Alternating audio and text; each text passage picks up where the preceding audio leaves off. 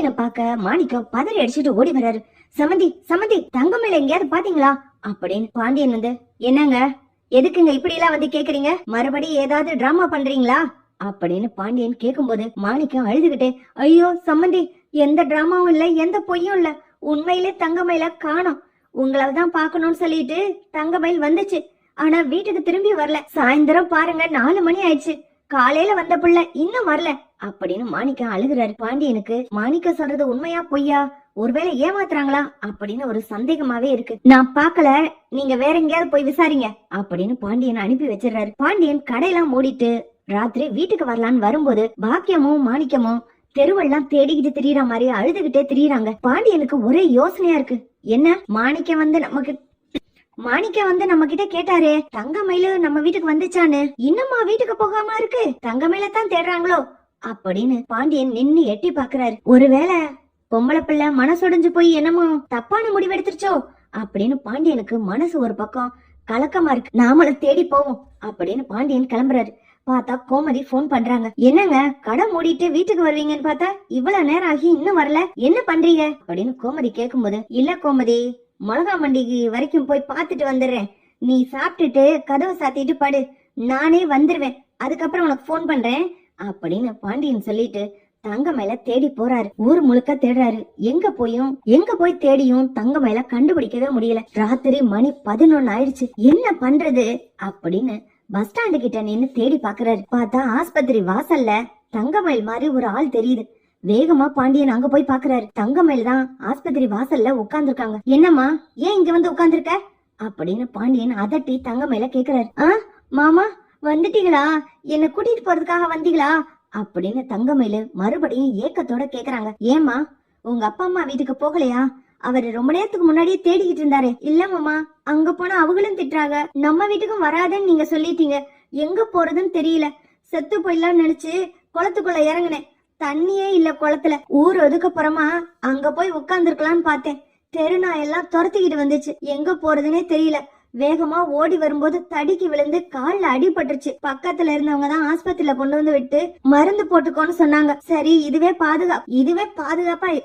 பாதுகாப்பா இருக்கும், விடியற வரைக்கும் இங்க இருந்துட்டு விடிஞ்ச பிறகு வேற ஊருக்கு போயிடலான்னு நினைச்சேன், இனிமே நான் திரும்பி எங்க அம்மா வீட்டுக்கு போக மாட்டேன் மாமா அப்படின்னு தங்கமயில் அழுகுறாங்க. தங்கமயில் அழுகிறத பாக்கும்போது பாண்டியனுக்கு மனசெல்லாம் ரொம்ப கஷ்டமா இருக்கு. மாமா என்ன மன்னிச்சிருங்க மாமா, அம்மா தான் பொய் சொல்லி கல்யாணம் பண்ணி வச்சாங்க, பொய் சொல்ல வேண்டாம், உண்மையை சொல்லிடலாம் நான் எத்தனையோ தடவை சொன்னேன், இப்படி பொய் சொல்லி இந்த கல்யாணம் எனக்கு வேண்டாமான்னு எத்தனையோ தடவை சொன்னேன், அதுக்கப்புறம் அப்பயும் அவங்க கேட்கல, போலீஸ்ல கம்ப்ளைண்ட் பண்ண வேண்டாம், பிரச்சனை இன்னும் பெருசாகும், அவங்களுக்கு என் மேல கோபம் அதிகமாகும்னு எங்க அம்மாட்ட எத்தனையோ தடவை சொன்னேன், அப்பவும் எங்க அம்மா கேட்கல, இப்போ நான் தான் பொழைக்க தெரியல, எனக்கு புத்திசாலித்தனம் பத்தலன்னு என்னை வீட்டை விட்டு வெளியில போக சொல்றாங்க, எங்க போறதுனே தெரியல மாமா, நான் அந்த வீட்டுல இருந்தா என் தங்கச்சி சுடருக்கு கல்யாணம் ஆகாதுன்னு எங்க அம்மா ரொம்ப வயிறாங்க, அதனால்தான் மாமா மனசு வெறுத்து போயிட்டு வெளியில வந்துட்டேன், திரும்பி வீட்டுக்கு போகிற மனசு இல்ல அப்படின்னு தங்கமயில் அழுகுறாங்க. பாண்டியன் உடனே, சரி வா, நான் உன்னை ஒரு இடத்துக்கு கூட்டிட்டு போறேன் அப்படின்னு பாண்டியன் சொல்றாரு. மாமா,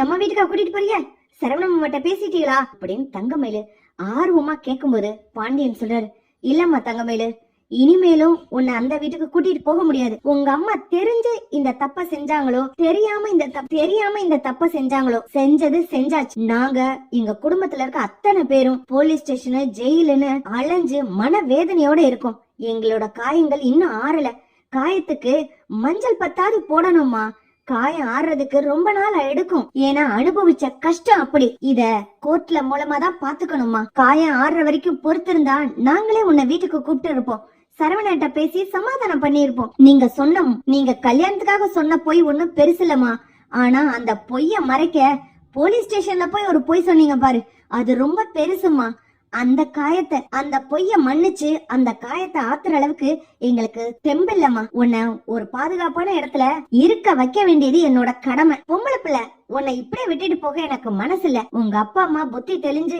உன்னை எப்ப வந்து வீட்டுக்கு கூட்டிட்டு போறாங்களோ அது வரைக்கும் நீ பாதுகாப்பான ஒரு இடத்துல இருக்கலாம், வா அப்படின்னு ஒரு ஆட்டோல ஏத்தி தங்கமயில ஒரு லேடிஸ் ஹாஸ்டலுக்கு கூட்டிட்டு போறாரு. மாமா, இது என்ன இடம் மாமா, நான் இங்கெல்லாம் தங்க வேணாம் மாமா, இங்கெல்லாம் தங்குறதுக்கு பணம் கேட்பாங்களே, இங்க பாரு தங்கமயிலு, நல்லதோ கெட்டதோ 2 வருஷம் என் வீட்டுல எனக்கு மருமகளா நீ இருந்திருக்க. அந்த ஒரு நன்றி கடன், அந்த ஒரு தன்மைக்காக நான் உனக்காக இப்ப பணம் கட்டுறேன். நீ இங்க இரு. உனக்கு எவ்வளவு நாள் இங்க இருக்க முடியுமோ அவ்வளவு நாள் இரு. இங்கேயே சும்மா இருக்க வேணாம். நீ அதுக்கு அடுத்து ஒரு வேலைக்கு போ. ஏதோ 12வது படிச்சிருக்கேல, நீயும் ஏதாவது ஒரு அளவுக்கு படிச்சிருக்கேல, அந்த படிப்பை வச்சு ஒரு வேலைக்கு போ. வர்ற வருமானத்தை வச்சு இங்க பணத்தை கட்டு. உனக்கு எப்ப உங்க அப்பா அம்மாவை பாக்கணும்னு தோணுதோ அப்ப அவங்க வீட்டுக்கு போமா அப்படின்னு பாண்டியன் சொல்றாரு. இல்ல மாமா, வேண்டாம். இல்ல தங்கமயிலு, நீ இப்படி ரோட்லயும் தெரு ஓரத்துலயும் ஆஸ்பத்திரிலயும் இருக்கிறத பாக்க எனக்கும் சகிக்கல. பாண்டியன் மருமக இப்படி திரியறான்னு 4 பேர் என்ன கேவலமா பேசுவாங்க. என்னதான் இனிமே டைவர்ஸ் பண்ண போறனாலும் இதுக்கு முன்னாடி நீ பாண்டியன் மருமகளா தான் இருந்த. எங்க வீட்டு பொண்ணுங்களை நாங்க சாமி மாதிரி பாப்போம். எங்க வீட்டு பொண்ணுங்களை எறும்பு கடிக்காம பாதுகாத்து வச்சிருந்தோம். உன்னை இப்படி தெரு ஓரத்துல விடுறதுக்கு எனக்கு மனசு இல்லம்மா, நீ வா அப்படின்னு பாண்டியன் உள்ள கூட்டிட்டு போறாரு. உள்ள இருக்கவங்கள்ட்ட பேசி தங்கமயிலுக்கு தங்குறதுக்கு இடம் கொடுக்கறாரு. இங்க பாரு தங்கமயிலு, மனசு கோணாம இரு, பத்திரமா இரு. மனச எதையும் யோசிச்சு மறுபடியும் தப்பு பண்ணாத. உங்க அப்பா அம்மா பண்ணுனது தப்புன்னு அவங்க திருந்தி உன்னை கூப்பிடுற வரைக்கும் நீ இங்கே இரு. நான் வந்து காலையில பாக்குறேன் அப்படின்னு சொல்லிட்டு பாண்டியன் கிளம்புறாரு. தங்கமயிலு அழுதுகிட்டே மறுபடி வந்து, மாமா மறுபடி ஒரு தடவை சந்தர்ப்பம் கொடுப்பீங்களா? என்ன மன்னிச்சுட்டு உங்க வீட்டுக்கு கூட்டிட்டு போவீங்களா அப்படின்னு கேக்கும்போது பாண்டியன் சொல்றாரு, இனிமே அதுக்கான வாய்ப்பு என்கிட்ட இல்லம்மா. சரவணனோட முடிவுதான் எங்க முடிவு. சரவணனை மீறி நாங்க எதுவுமே செய்ய முடியாது. ஒரு தடவை உன்னை பொண்ணு பாத்துட்டு இதுதான்டா பொண்ணு, நல்ல பொண்ணு அப்படின்னு சொல்லி தாலி கட்ட சொன்னேன். அவன் என்ன நம்பி உனக்கு தாலி கட்டினான். ஆனா நீ அவனை ஏமாத்துற மாதிரி நிறைய பொய்களை சொல்லி அவனை காயப்படுத்திட்டீங்க. அவனுக்குள்ள இருக்க காயம் ஆறணும் இல்லம்மா. நான் உன்னை மன்னிச்சா அவன் என்ன மன்னிக்க மாட்டாமா. ஏன்னா அவனுக்கு ஏற்பட்ட காயம், அதோட வலி எல்லாம் எனக்கு புரியுது. நான் என் பையனை புரிஞ்சுக்கணும்ல. உன்ன உங்க அப்பா அம்மா புரிஞ்சுக்காத மாதிரி நான் என் பையனை விட முடியாதுமா. நான் என் பையன் பக்கம் தான் இருப்பேன். அவன் என்ன முடிவு எடுக்கிறானோ அதுதான் முடிவு. இனிமே கோர்ட்ல தான் இது முடிவு பண்ணுவாங்க அப்படின்னு சொல்லிட்டு பாண்டியன் கிளம்பிடுறாரு. பாண்டியன் நேரா வீட்டுக்கு வராரு. பார்த்தா மணி 2. கோமதி கேக்குறாங்க, என்னங்க ராத்திரி எல்லாம் சாப்பிடாம இப்படி திரியுறீங்க? அப்படி என்ன வியாபாரம் அப்படின்னு கேக்கும்போது பாண்டியன் கண்ணெல்லாம் கலங்கி, கோமதி என்னென்ன நடந்துச்சு தெரியுமா அப்படின்னு அழுதுகிட்டே சொல்றாரு. ஏங்க அவளுக்காக நீங்க போனீங்க? அவங்களே பொய் சொல்லி ஏமாத்துற குடும்பம். இது கூட ஒரு பொய்யான டிராமாவா இருக்கலாம்ல அப்படின்னு கோமதி கேக்கும்போது, கோமதி நானும் அப்படித்தான் நினைச்சேன். அந்த பிள்ளை தெரு ஓரத்துல திரிஞ்சிச்சு, நாய் கடிச்சிச்சுன்னு சொல்லி ஆஸ்பத்திரியில உட்கார்ந்து இருந்துச்சு. என்ன இருந்தாலும் நம்ம வீட்டுல மருமகளா இருந்துட்டா. பாண்டியனோட மருமகன்னு யாருனாலும் அடையாளம் கண்டுபிடிச்சிருவாங்க. அவளை அப்படியே விட்டுட்டு போனா நமக்கு தான் அசிங்கம். அவங்களுக்கு வேணா பொய் சொல்றது ஏமாத்துறது சுலபமா வரலாம். அது அவங்க பெருசா நினைக்காம இருக்கலாம். ஆனா நம்மளுக்கு ஒரு மான மரியாதை இருக்குல்ல கோமதி, அதுக்காக தான் இதை செஞ்சேன் அப்படின்னு பாண்டியன் சொல்றாரு. எப்படி போனா நல்லா இருக்கும் பார்க்கலாம் ஃப்ரெண்ட்ஸ். லைக் பண்ணுங்க, ஷேர் பண்ணுங்க, கமெண்ட் பண்ணுங்க. Thank you friends.